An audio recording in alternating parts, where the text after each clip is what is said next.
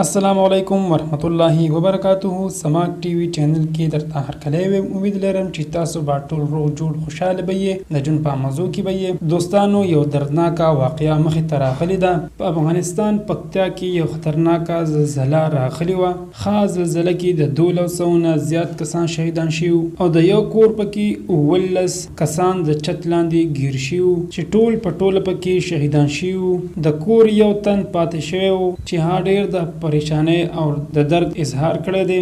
خایوتن انټرویو کې سی ویلو دا ټول معلومات موږ سره په دې ویډیو کې وګورئ چې پورا معلومات نه خبر شي. تاسو موږ سره په دې ویډیو کې نوی مهرباني وکړئ زموږ چینل مهادر سره ضرور سبسکرایب کړئ. خو کې ورسره غنټې نشان وهي چې هر یو واني معلوماتي ویډیو تاسو ته په اسانۍ سره ملاويږي. دوستانو په افغانستان پکتیا کې خوست او نورو سیمو کې ډیره زیاته خطرناکه زلزله راغلی و چې غي وجه سره کورونه سړکونه ورسره هم شلیدلي او نور ډیر زیات جانی او مالی نقصان هم کړو. خازون وای چې زلزله د شپې راغلی و ډیره زیاته تیزه و. یو تن ز پکې بچم او نو ټول کسان د چت لاندې ګیر شوي او شهیدان شوي دي. یک تن خاط دا یو کس پاتې شوی په ټول کور کې ډیر زیات پریشان دی. الله تعالی دې ټول شهیدانو شهادت نصیب کړي او کوروالو ته دې الله تعالی د زړه صبر ورکړي. عزتمند دلته افغانستان کې جنگ هم تیر شوی دی. مالی حالات هم خراب دي. نورو ملکونو ته پکار دي چې هغه برپور مرسته دی ورسره وکړي شي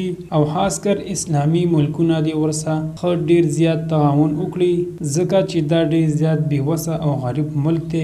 دینه مخکې جنگونه او غربت هم تیر کړی دی. الله تعالی دې په خپل خصوصي رحم وکړي او الله تعالی دې نورو افاتونه وساتي. امين. دوستانو دا زموږ د وخت نیو معلوماتي ویډیو د نورو نیو معلوماتي ویډیو لپاره زموږ د چینل مهادر سره ضرور سبسکرایب کړئ. خو کې ورسره غنټې نشانه وهي چې هر یو معلوماتي ویډیو تاسو ته په اسانۍ سره ملاويږي. والسلام.